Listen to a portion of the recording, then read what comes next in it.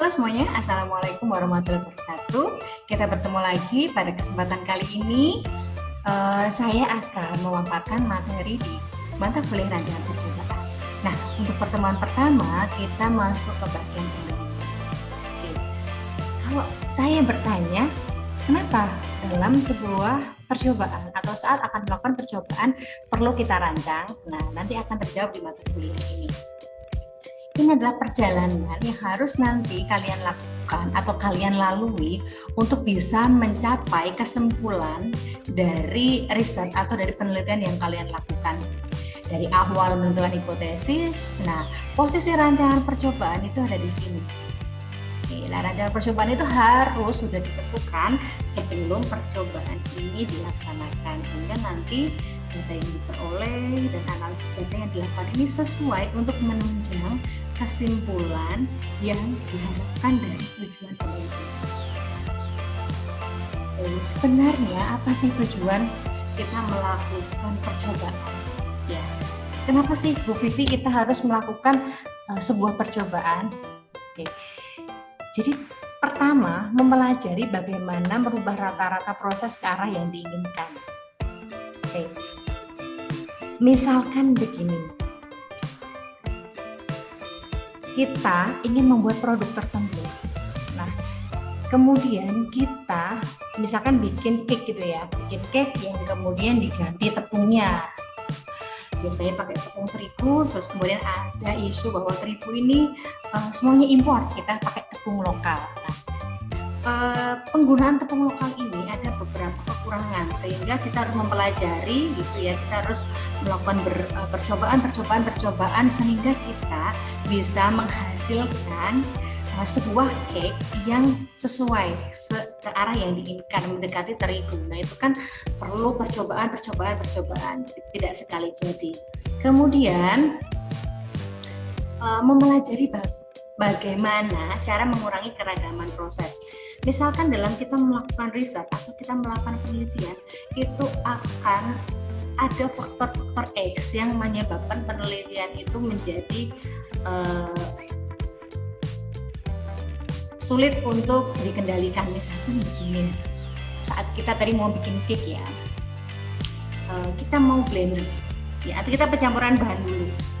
Ketika kita sudah tahu percobaan yang akan kita lakukan itu fokusnya di apa, misalkan tadi fokusnya adalah di jenis tepung, maka keragaman proses seperti jumlah bahan yang ditambahkan selain tepung itu harus sama. Itu namanya keragaman proses. Kemudian karena kita fokusnya mempelajari tepung tadi ya, maka waktu mixernya harus sama, waktu ovennya harus sama, suhu ovennya harus sama, sehingga ini nanti perlu ditentukan. Kemudian mempelajari bagaimana membuat proses lebih handal. Jadi proses yang akan kita buat dalam sebuah percobaan ini sudah oke, betul-betul sudah oke begitu ya. Jadi kenapa sih Bu Vivi kita perlu penelitian pendahuluan ya? Kita perlu orientasi dulu. Nah, ini salah satunya adalah membuat proses yang lebih handal. Yang keempat, mempelajari variabel yang tidak perlu dikendalikan dan mana yang perlu dikendalikan. Seperti tadi, misalkan mau bikin cake gitu ya, mau bikin cake. Variabel yang kira-kira akan memengaruhi dan tidak memengaruhi ya. Misalkan tadi, kalau memang fokusnya tepung, maka bahan yang lain, bahan-bahan variabel yang lain itu perlu dikendalikan. Contohnya penambahan telur harus sama. Kalau telurnya 2 buah, perlakuan A 2 buah, perlakuan B juga harus 2 buah. Karena ini nanti akan menyebabkan tekstur di cake ini berbeda, sehingga dia harus dikendalikan. Nah, ini contoh variabel yang perlu dikendalikan. Oke, contoh lagi faktor yang mana yang tidak perlu dikendalikan. Misalkan begini, proses oven gitu ya, lama pengovenan. Ketika tepung A dan tepung B itu penambahan tepungnya itu 10%, 20%, 50% itu ternyata ketika kita menggunakan lama waktu yang sama ya 30% itu belum bisa matang, sehingga kita bisa menggunakan suhu ini, waktu pengovenan ini adalah variabel yang tidak dikendalikan. Jadi itu sesuai sampai matang gitu ya, di oven sampai matang. Jadi kita tidak memerlukan batas waktu tertentu. Nah ini contohnya, ini contoh tujuan percobaan. Oke, lanjut. Jadi definisinya itu apa sih, Bu? Penelitian atau eksperimen atau percobaan itu apa? Jadi peneliti itu sengaja tadi membuat cake itu ya dengan jenis tepung yang berbeda. Itu tuh kita sengaja membuat cake dengan jenis tepung berbeda atau dengan komposisi tepung berbeda atau dengan banyaknya tepung yang berbeda gitu ya, 10%, 20%, 50%. Itu kan sesuatu yang sengaja gitu ya. Kepada subjek penelitian, subjeknya apa? Cake. Tujuannya apa sih? Tujuannya mengetahui pengaruh. Kalau tak kasih 10% dia gimana ya, 20% gimana ya. Nah, itu namanya perlakuan terhadap variabel terikat itu yang diteliti. Yang diteliti itu contohnya kalau misal bikin cake ini, parameter untuk mengetahui cake itu bagus apa sih? Teksturnya, oh rasanya, itu namanya adalah variabel terikat atau variabel yang diteliti atau variabel yang akan dipengaruhi oleh adanya perlakuan atau intervensi. Nah, itu kalau kita berbicara tentang eksperimen atau tentang percobaan. Untuk kita bisa melakukan eksperimen atau percobaan dengan hasil yang sukses, kita perlu melakukan sebuah rancangan terkait percobaan yang akan dilakukan. Seperti hanya misal, besok saya mau ke kampus. Pasti kalian sudah punya rencana, besok saya mau ke kampus, mau kuliah apa, mau naik apa, jam berapa, itu sudah direncanakan. Nah, itu sama dengan percobaan juga harus ada rancangannya. Nah, sehingga rancangan percobaan itu apa sih, Bu Vivi? Tadi kalau kita berbicara tentang eksperimen dari mulai hipotesis sampai kesimpulan, rancangan percobaan ini dia di tengah-tengah. Jadi rancangan percobaan ini dia sebenarnya adalah alat yang akan digunakan untuk bisa mencapai penelitian ya, untuk bisa melakukan penelitian dengan hasil yang diinginkan. Oke. Jadi kalau kita bicara tentang rancangan percobaan itu seperangkat aturan yang dipakai untuk mengambil contoh dari populasi yang diteliti. Jadi misalkan tadi bikin cake gitu ya, jadi itu nanti ada aturannya. Aturan itu dibuat di rancangan percobaan. Ada juga misalkan datanya berpasangan atau tidak berpasangan, ulangannya sama atau tidak, variannya homogenen atau tidak. Data berpasangan ini yang bagaimana sih, Bu? Data yang berpasangan ini contohnya adalah misal ya, paling mudah adalah misalkan kalian membuat produk yang baik untuk orang yang penderita diabetes. Nah itu diuji dulu, penderita diabetes itu kadar gulanya berapa, setelah mengkonsumsi makanan kalian kadar gulanya berapa. Nah itu kan adalah data yang berpasangan. Jadi objek penelitian digunakan itu sama, orangnya sama, orang A ini diteliti dulu kadar gulanya berapa, kemudian dia mengkonsumsi produk kalian, ya kemudian dia diuji lagi setelah mengkonsumsi, itu namanya data berpasangan. Kalau ulangan yang sama atau ulangan yang tidak sama, itu misalkan perlakuan A itu diulang berapa kali, perlakuan B diulang berapa kali. Kemudian adalah varian homogen atau tidak homogen. Nah, ini nanti juga akan menentukan aturannya. Ketika varian homogen harus menggunakan uji yang apa, tidak homogen menggunakan uji yang apa. Apabila hipotesa sudah dibuat, tadi mau membuat cake gitu ya, cake dari berbagai jenis tepung. Hipotesanya adalah jenis tepung akan memengaruhi tekstur cake. Selanjutnya apa? Selanjutnya adalah merancang suatu prosedur untuk membuktikan hipotesa.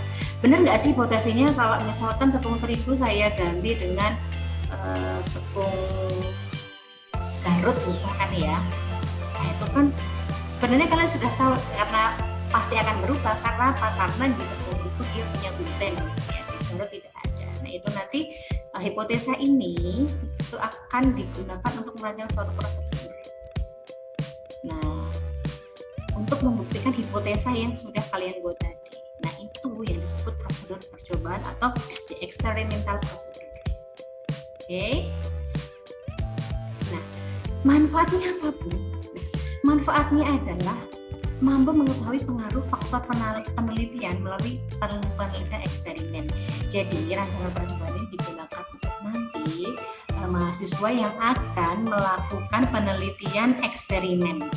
Penelitian eksperimen itu penelitian yang dilakukan di laboratorium gitu. Oke, jadi kita jadi tahu pengaruh faktornya apa. Contohnya tadi faktornya adalah jenis tepung. Pengaruhnya apa sih? Di kadar proteinnya, di teksturnya, di rasanya, penerimaan konsumennya. Nanti kita bisa mengetahui. Itu sudah harus direncanakan ya. Oke. Lalu prosedurnya bagaimana Bu? Kalau tadi mau ke kampus itu prosedurnya yang pertama bangun tidur, terus mandi itu ya, mandi, terus makan, sarapan, terus naik motor gitu, dan lain sebagainya. Kalau prosedur percobaan pertama, memilih bahan percobaan yang tepat untuk diuji. Nah, ini hubungannya luas sekali, tepat untuk diuji. Yang dikatakan tepat diuji ini yang pertama, apakah dia layak untuk diuji? Apakah dia memungkinkan? Memungkinkan dalam artian jangan mempersulit diri sendiri. Misalkan Bu, saya mau meneliti alga dari laut dalam, bisa nggak ngambilnya? Ada nggak sumber dayanya? Nah, ini adalah bahan percobaan yang tepat untuk diuji. Kemudian layak nggak? Bu, saya mau bikin nangkep ular. Itu layak nggak gitu ya? Kemudian memilih karakter sifat-sifat tertentu yang diamati atau diukur. Kalau kalian itu mau membuat cake, kalian harus tahu orang-orang yang menilai cake ini enak itu dari apanya sih? Apa dari teksturnya, dari bentuknya, dari rasanya. Perlu nggak cake ini saya uji antioksidan? Bisa perlu, bisa tidak. Ketika ada penambahan bahan yang kira-kira dia mengandung antioksidan, berarti perlu. Ketika tidak, berarti tidak perlu. Nah, itu sudah harus kalian tentukan. Kemudian memilih prosedur atau metode untuk mengamati dan mengukur karakter tersebut. Saya mau uji kadar air. Menguji kadar air ini pakai apa? Moisture analyzer atau pakai destilasi atau pakai termografimetri. Nah, itu nanti ada hubungannya dengan jenis produk yang kalian gunakan. Ya, jadi kita tidak bisa, Bu, saya mau pakai moisture analyzer aja yang mudah. Sampelnya apa? Sampelnya susu, nggak bisa. Itu tidak tepat. Nah, itu juga harus sudah ditentukan dalam kita mau merancang suatu percobaan. Oke. Kemudian menspesifikkan prosedur atau metode untuk menentukan apakah pengamatan, pengukuran yang dibuat itu dapat menjawab hipotesa. Ya, kembali tadi, kalau misalkan cake ini hipotesanya adalah penambahan tepung, pergantian tepung atau perubahan tepung atau substitusi tepung akan mempengaruhi tekstur. Ya sudah, kita yang diuji atau metode yang akan diuji ya sehubungan dengan kualitas cake aja, nggak perlu yang aneh-aneh. Nah, itu ya. Tapi kalau misalkan kita mau mendalami, Bu, saya mau lihat karakteristik cake lebih dalam, saya mau lihat struktur mikroskopisnya, bisa kalau kalian mampu. Tapi harus metode yang digunakan itu harus menunjang untuk bisa menjawab hipotesa. Bu, saya mau uji antioksidan, bahan yang digunakan mengandung antioksidan enggak, nah itu berarti tidak perlu gitu ya. Nah, dalam rancangan percobaan, yang pertama, tujuan itu harus spesifik dan jelas. Oke, kemudian hipotesis dan atau pendugaan juga harus jelas. Yang terakhir adalah pengaruh perlakuan yang diduga juga harus sudah ditentukan. Nah, ini seharusnya ditentukan setelah penelitian. Tapi banyak sekali ya, saya dulu pernah menjadi analis data gitu. Ada orang datang ke saya, Ibu, ini data saya, kira-kira rancangan percobaan saya apa ya? Nah, ini kan jadi salah gitu ya. Jadi harus jelas dulu, spesifik dan jelas tujuannya apa? Tujuannya adalah melakukan substitusi tepung dari tepung terigu ke tepung lokal. Hipotesisnya, perubahan tepung terigu, perubahan jenis tepung akan mempengaruhi tekstur, rasa, aroma, dan lain sebagainya. Pengaruh perlakuan yang diduga adalah yang pertama teksturnya, rasanya, aromanya, dan lain sebagainya. Ini sudah harus jelas. Taunya dari mana, Bu? Taunya dari literasi. Jadi kalian sudah harus punya literasi yang dibaca.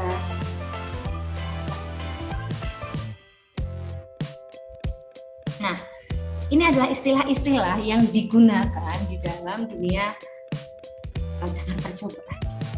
Ada namanya perlakuan atau treatment. Perlakuan itu sesuatu yang disengaja, yang pengaruhnya akan diamati. Misalkan, tadi membuat cake dengan berbagai jenis tepung lokal. Perlakuannya apa? Berbagai jenis tepung lokal. Itu namanya perlakuan. Jadi yang akan diketahui pengaruhnya. Yang awalnya tadi pakai tepung terigu, diganti tepung ganyong, tepung garut, tepung sagu, dan lain sebagainya. Itu namanya perlakuan. Itu apa perlakuannya? Jenis tepung yang digunakan. Nah, unit percobaan. Unit material yang diberi satu aplikasi dari satu perlakuan. Kalau misalkan kalian buat unit percobaan roti, kalian satu loyang cake, ini namanya satu unit percobaan. Yang mana nanti akan diambil sampling sedikit buat kadar air, sedikit buat kadar protein, kemudian diuji tekstur dan lain sebagainya. Nah, yang diambil sedikit-sedikit itu namanya uji contoh atau sampling unit. Diambil sedikit, nah itu akan digunakan untuk pengamatan. Kalau populasi apa? Populasi keseluruhan subjek penelitian kalian. Itu namanya populasi. Kalau sampel itu secomot kecil-kecil yang kalian ambil untuk diamati, yang dia itu merupakan wakil dari populasi. Loh, kenapa Bu nggak populasi semua aja yang diuji? Tidak memungkinkan. Dari segi waktu, biaya, dan lain sebagainya. Sehingga ada sampel ini untuk mempermudah.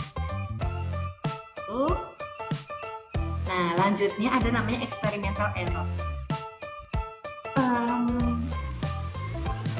Dalam melakukan penelitian nanti akan ada perbedaan pengamatan. Jadi kan misalkan bikin cake gitu ya, bikin cake misalkan tepung sagu, nggak boleh hanya cuma buat satu, nggak boleh minimal 3 kali ulangan. Kenapa 3 kali ulangan? Karena ketika di ulangan pertama ini ada kesalahan, masih ada ulangan kedua, masih ada ulangan ketiga. Nah, experimental error ini adanya perbedaan gitu ya. Jadi misalkan diulang itu kan misalkan harusnya sama ya, kalau misalkan sagu ya harusnya kenyal semua gitu, tapi kalau yang satu dia lembek, itu kan berarti ada namanya tanda tanya, kenapa? Itu makanya harus ada ulangan. Kalau penelitiannya itu berjalan bagus, mulus, itu harusnya ulangan 1, ulangan 2, ulangan 3, oh sama-sama kenyal semua. Nah itu berarti eksperimental errornya dia udah. Nah, memangnya variasi atau tadi kok bisa lembek, bisa enggak, ini disebabkan apa, Bu? Yang pertama, variasi yang ada pada eksperimental material. Misalkan tepung sagu di ulangan pertama dan di ulangan kedua dengan di ulangan ketiga itu beda merek. Nggak boleh harus sama satu merek. Pun misalkan dibuat dari UMKM gitu ya, harus kita jadikan satu dulu, kita homogenisasi, baru kita bagi-bagi jadi ulangan 1, ulangan 2, ulangan 3. Karena dari eksperimental material atau material yang digunakan ini seringkali menyebabkan adanya experimental error. Oke. Kedua, kurang seragamnya dalam pelaksanaan percobaan. Karena percobaannya buru-buru, tolong dong teman-temanku bantuin aku besok mau melakukan penelitian. Bikin apa? Bikin cake. Yang A nimbangnya 2 angka di belakang koma, temannya yang B 1 angka di belakang koma, mixernya itu 5 orang jajar-jajar, yang satu sambil ngobrol, yang satu sambil main TikTok, sehingga pelaksanaan percobaan ini tidak seragam. Ya, nah ini sering terjadi seperti itu. Jadi selain material, pelaksanaan percobaan ini juga bisa cara minumnya harus sama, misalkan bahkan step by stepnya juga harus sama. Yang dimasukin apa dulu? Oh, telurnya dulu, setelah telur apa? Itu harus sama. Karena itu akan menyebabkan hasil yang sama gitu. Ketika dia itu beda-beda ya nanti hasilnya akan bisa jadi beda. Itu akan memperbesar namanya eksperimental. Nah, bagaimana caranya meminimalkan experimental error? Yang pertama, mengupayakan bahan percobaan itu homogen seperti yang Ibu sudah jelaskan tadi. Mereknya harus sama. Kalau bisa dibuat waktu yang sama. Kalau nggak sama, gimana? Kita homogenkan dulu. Memperbanyak ulangan. Semakin banyak ulangan atau replikasi, itu akan meminimalisir adanya experimental error. Ya. Bahkan ketika ada ulangan replikasi yang nilainya jauh dari teman-temannya, jadi ulangan yang lain, itu bisa dihapus. Lingkungan sehomogen mungkin. Nah, misal Kalau blocking ini biasanya dibuat oleh orang-orang yang penelitian di luar, gitu. Maksudnya di luar lab. Kalau kita di lab itu sebenarnya sangat mudah untuk membuat lingkungan homogen. Yang mungkin bisa membuat nggak homogen itu misalkan kita pakai oven. Ovennya itu ada tiga rak gitu ya, ada yang taruh atas, tengah, di bawah. Itu kemungkinan suhunya berbeda. Jadi itu bisa jadi juga akan menimbulkan eksperimental error. Kemudian penanganan percobaan harus seragam, ya cara percobaannya tadi, dan yang terakhir adalah local error. Oke, dan ini terakhir ada sampling error dan ada ulangan replikasi. Nah ini lanjutannya ya. Kalau yang sampling error ini ukuran variasi di antara sampling unit di suatu eksperimental unit. Jadi nanti kita hitung. Kalau ulangan atau replikasi ini hukumnya wajib ya, tidak boleh penelitian hanya satu ulangan. Karena nanti kalau satu ulangan dan ternyata dia itu eksperimental errornya tinggi, berarti dia tidak bisa memperlihatkan keadaan yang sesungguhnya dari apa yang diteliti. Nah, baik, itu yang bisa saya sampaikan untuk pertemuan pertama kali ini. Kita ketemu lagi di pertemuan kedua. Tetap jaga kesehatan semuanya. Sampai jumpa. Wassalamualaikum warahmatullahi wabarakatuh.